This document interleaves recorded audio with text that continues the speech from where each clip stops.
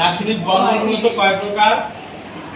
রাসায়নিক বন্ধন হচ্ছে আমাদের দুই প্রকার। একটা হচ্ছে কি দেখো, একটা হচ্ছে আয়নিক বন্ধন আর একটা হচ্ছে কি, একটা হচ্ছে আয়নিক বন্ধন আর একটা হচ্ছে আমাদের সমযোজী বন্ধন। আরো বন্ধন আছে কিন্তু তোমাদের এই নবম শ্রেণীতে সাধারণত এই দুই প্রকার বন্ধন নিয়ে আলোচনা হয়েছে, ঠিক আছে? আচ্ছা দেখো, তাহলে রাসায়নিক বন্ধনকে আমাদের কয় ভাগে ভাগ করা যায়? দুই ভাগে ভাগ করা যায়। একটা হচ্ছে আয়নিক বন্ধন আর একটা হচ্ছে সমযোজী বন্ধন। মনে রাখতে হবে আয়নিক বন্ধন সহজে মনে রাখার যে বিষয়টা সেটা হচ্ছে কি, যে একটি ধাতু থাকবে এবং একটি অধাতু থাকবে। সাধারণত আমরা কিন্তু পূর্বের ক্লাসে মানে মানে দেখছিলাম সেখানে যে আয়নিক বন্ধন কিভাবে গঠিত হয়, ঠিক আছে?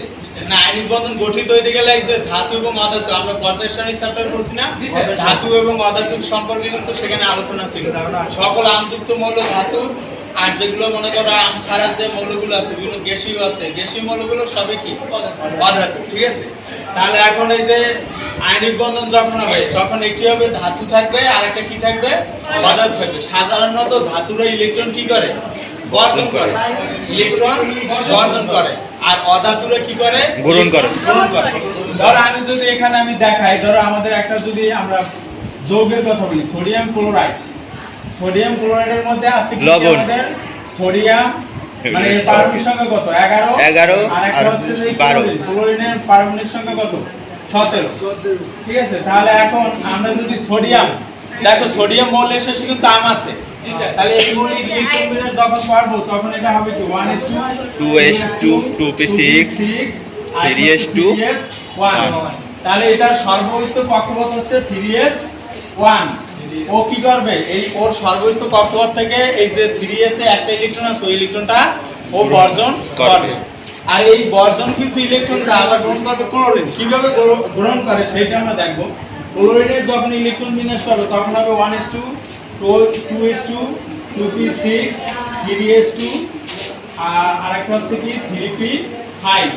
দেখো তাহলে ওর সর্বশেষ কক্ষপথ কোনটা? আমরা একই শক্তি স্তর, অর্থাৎ 3s 3p এই দুটো হচ্ছে একই শক্তি স্তর, এজন্য সর্বশেষ কক্ষপথ হচ্ছে এইটা। তাহলে এই যে মানে 3s এবং 3p তে মোট ইলেকট্রন সংখ্যা কতটি? 7টি। তাহলে এখন দেখো ক্লোরিনের নিকটে মানে নিকটবর্তী নিষ্ক্রিয় গ্যাসকে বলতে পারো? ক্লোরিনের পরের মৌলকে আর্গন। আর্গনের পারমাণবিক সংখ্যা কত? 18। তাহলে 18 আর ওর আছে হলো ও পারমাণবিক সংখ্যা 17। তাহলে ও কি করবে? একটা ইলেকট্রন গ্রহণ করবে, এই যে 18 পারমাণবিক সংখ্যা ও সম ইলেকট্রন বিন্যাস অর্জন করবে। আর সোডিয়াম কি করবে? ও একটি ইলেকট্রন বর্জন করে ওর নিকটস্থ যে নিষ্ক্রিয় গ্যাস নিয়ন, নিয়নের কি করবে?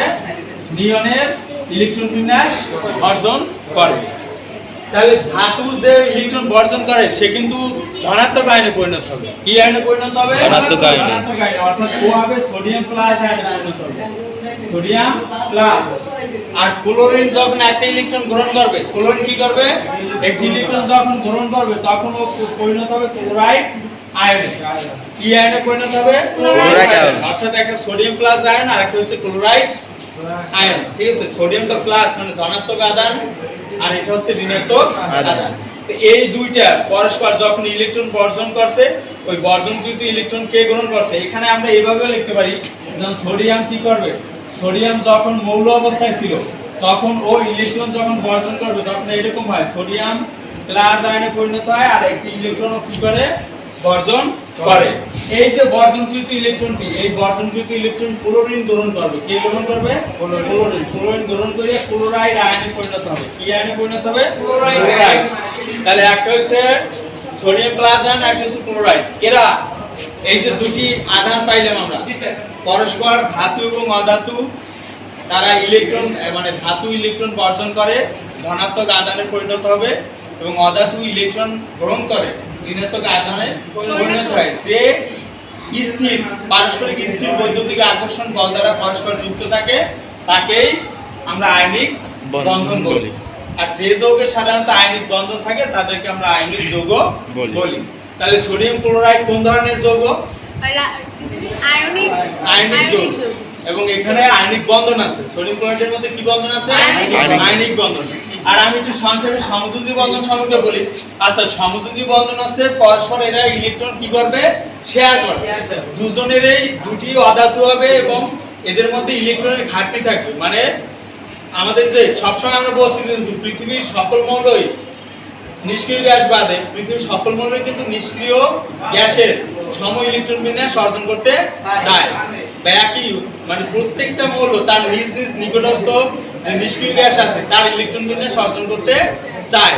তো এই যে ইলেকট্রন বিন্যাস অর্জন করার চাওয়ার যে প্রবণতা, এই প্রবণতা যখন থাকবে দুটি অধাতুর মধ্যে, তখন এই যে ধরো একটা আমরা যদি এখানে পানির বন্ধন দেখাই, সাপোজ কি দেখায়, পানি, ঠিক আছে, পানি হলো যে একটি পানির মধ্যে কিন্তু এখানে আমরা সমযোজী বন্ধন দেখতে পাই, তোমরা এখনো বোঝো না, কিন্তু পানির মধ্যে কি কি আছে দেখো, হাইড্রোজেন আছে দুটি আর একটা আছে অক্সিজেন। এইটা সাধারণত হাইড্রোজেনের যখন আমরা ইলেকট্রন বিন্যাস করি তখন সে কি হয়, ইলেকট্রন বিন্যাস করলে তখন 1s1